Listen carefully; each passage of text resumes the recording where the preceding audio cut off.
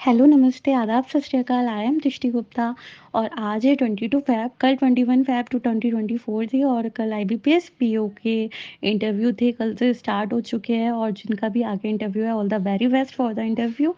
और आज हम बात करेंगे कि एक कैंडिडेट था जो कि नॉर्मल कैंडिडेट था, I think general, OBC, SC, ST इनमें से ही था कोई।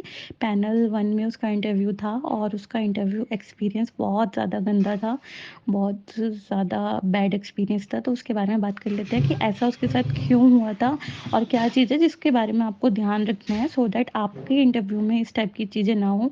क्योंकि अगर ऐसा कुछ होता है तो अभी तक की सारा लाइक पूरा का पूरा साल खराब हो जाएगा। तो इसलिए प्लीज़ इस वीडियो को देखिए और इस चीज़ का आप भी ध्यान रखिए कि आप ऐसा ना करें आगे आने वाले इंटरव्यूज़ में।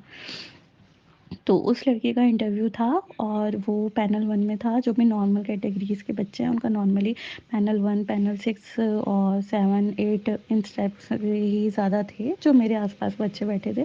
तो उसमें से एक लड़का था जिससे इंटरव्यू में जो क्वेश्चंस पुट अप हुए थे, उससे बहुत बड़ी गलती ये हुई थी कि उसने क्वेश्चंस के आंसर्स ज़्यादा उसने सोचा था कि ज़्यादा मैं बात नहीं करूँगा, ज़्यादा नहीं बोलूँगा, तो उसने जो आंसर्स थे अपने मोस्टली येस और नो में रखे थे। तो उससे कुछ भी क्वेश्चन पूछे जा रहा था तो वो बहुत शॉर्ट में आंसर कर रहा था, लाइक येस, नो। और उसका 1 मिनट ही इंटरव्यू चला था, उसके बाद ही उसको बाहर कर दिया गया था बिकॉज़ ऑफ दिस बिहेवियर।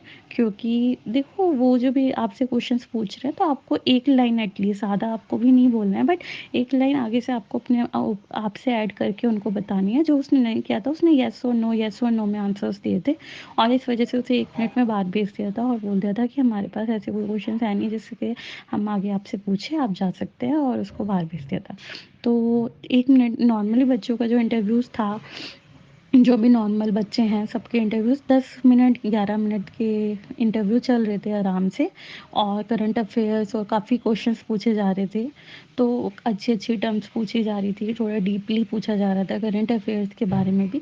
लेकिन उसने क्योंकि येस और नो में ज़्यादा आंसर्स किए थे तो उसको इंटरव्यू से बाहर कर दिया गया था विदिन 1 मिनट।